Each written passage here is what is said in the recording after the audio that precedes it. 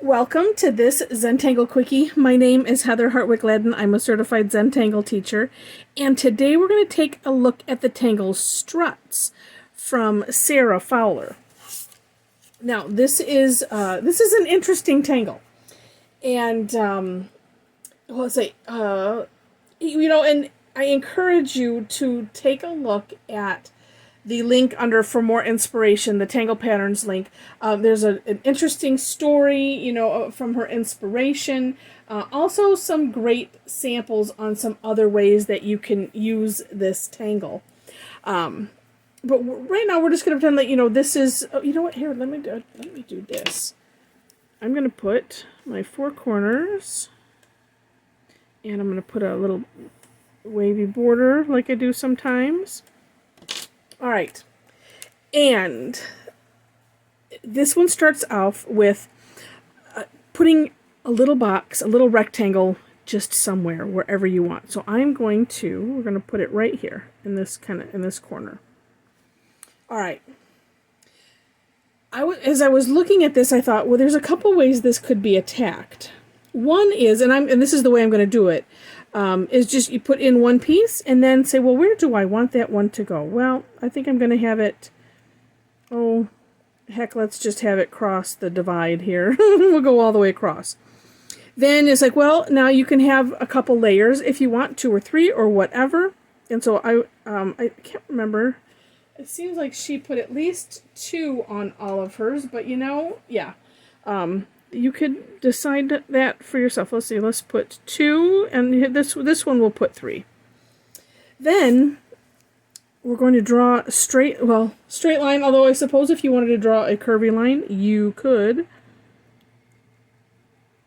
Connecting one kind of base. And I'm going to turn my tile here. I was having trouble sometimes connecting these two. Actually, I should go from here over, working to aura, right where I wanted to be, to aura this line, so that way it's kind of straight, although this one does lend itself to being kind of whimsical, so you'd be okay. So what I was thinking as I was doing this, because I don't know if I finished my sentence, is, you could do it this way, where you put one base, a second base, and finish off one and then go to the next one, which is what I'm going to do. Or maybe if you just wanted to place things randomly, where you put a bunch of bases around the perimeter or however you want them, maybe as a start, and then connect them. I think you could kind of go either way. All right, now let's see, let's put another one in here. I was playing around with it, and I kept coming up with, what looks like an asterisk, and I'm going to do my best. And I think, there's also no reason why it has to be straight. I'm just going to peek here while I'm talking. I'm looking to see, I think, just kind of all end up going straight. So I take that back. All right, but there were some ways that when you look at her Tangle Pattern link, where she kind of, made them not sort of kind of bend. And maybe it's more of in the base. So then I'm going to connect these two using the hollow bow technique, drawing behind what's already there. I'm going to flip just because that way I can see what I'm auraing. Yeah, like so. All right, then we'll put another little base. We'll make a little bit bigger one here. And we'll go across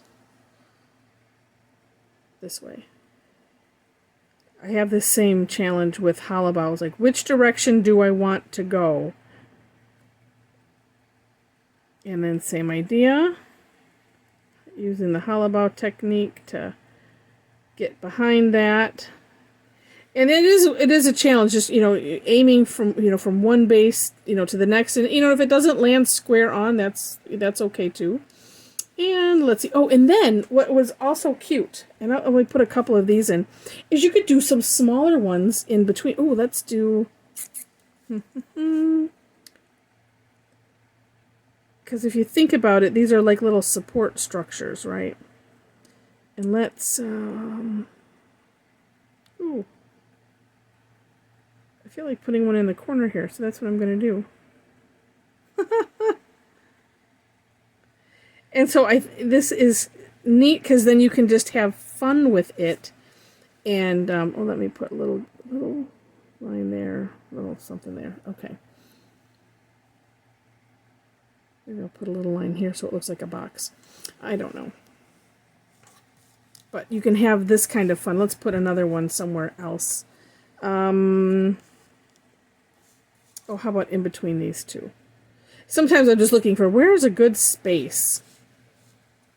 Actually, well, I did one from the ground, but we can do the same thing because it just looks like it needs it there. And so varying sizes.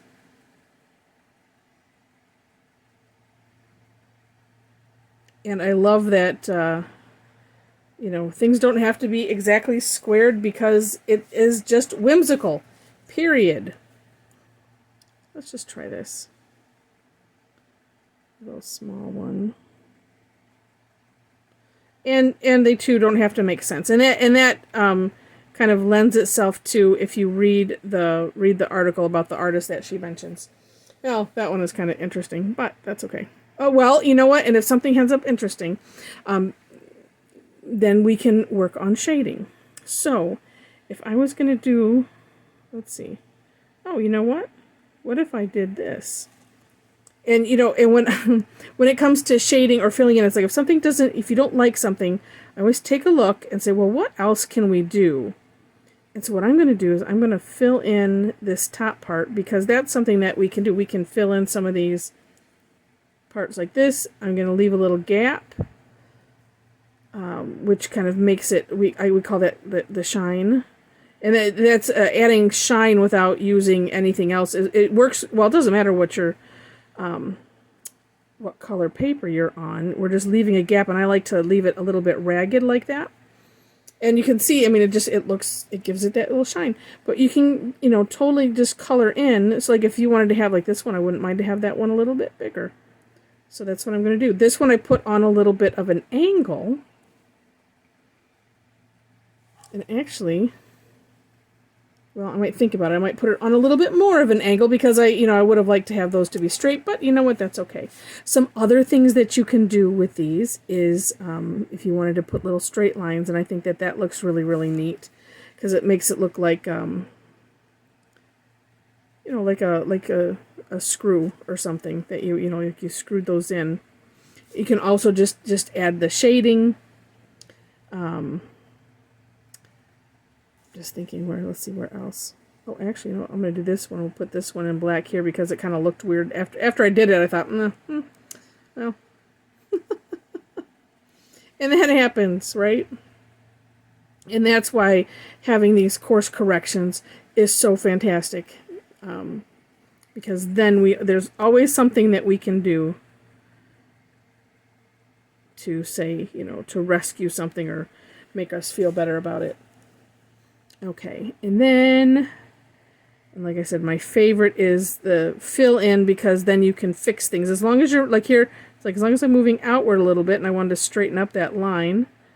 Let's go all the way there. Heck, let's just make it go over a little bit. And then you can. And let's see. Okay, I got these two last ones that are playing. Can't leave these two out here, can we? No. Oh. And let's do more of this. I sometimes like to alternate, or especially if you're filling in something, and this is just me personally, I like to kind of feel like I'm balancing a little bit. So there we go. Now, if you wanted to add some graphite, here's one thing that we can do. I'm going to put some very lightly. I'm just going to go on the one edge because these are kind of narrow. Now, if you planned and made them bigger, then you could put a little graphite on both sides and make these look like tubes. Completely up to you. You know, another thing I just thought of was that you could, and I'm going to just scooch this. That's my technical term. I'm scooching the graphite. you could fill in, that tube. So like if that's what I was thinking first here was like, well, I could just fill that whole thing in, but then it wasn't really going to fix the issue that I wanted to correct. So that's why I thought, well, I'll just make that a little lopsided, and that's okay. Then too, if you want, you could add some graphite, say, to either side of these, or even just to one side, if you wanted to. Let's see. This kind of has the same effect as we did with the black here. See, and sometimes it's just different if you just put it on one side. It's all about what kind of effect do you want to have, and I am just using what's left on my tortillon here, because sometimes, or I should say every once in a while, it's nice to just kind of use some of what's on there, so that way when you're doing something, it doesn't end up, I've done this where it's like, oh my gosh, that's so dark, and I wasn't expecting it because of the graphite that I put down. I was like, well, that shouldn't have done that, but it was because of what I had built up on here. So anyway, it's just a cute, whimsical tangle that can be used in a number of ways, and I hope you enjoyed it. It's just neat. Again, in the description section, links to step outs, links to where it is on Tangle Pattern, so you can take a look there and take a look at Sarah's beautiful samples that she put on there on different ways that she used this tangle, and also in that description section, ways to connect with me if you wish.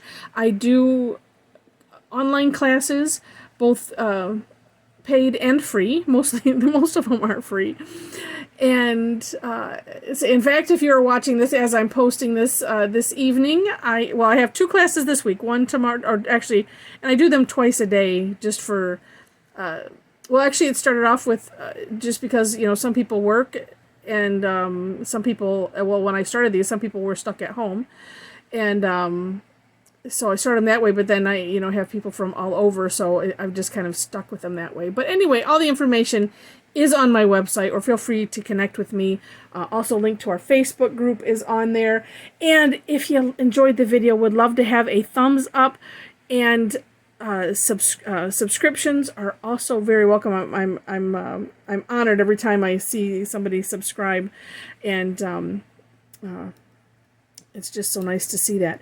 And if you do subscribe, make sure you hit that notification bell, so that way you can decide how you want to be notified, if you want to be notified at all. So with that, thank you again for watching, and I wish you happy tangling.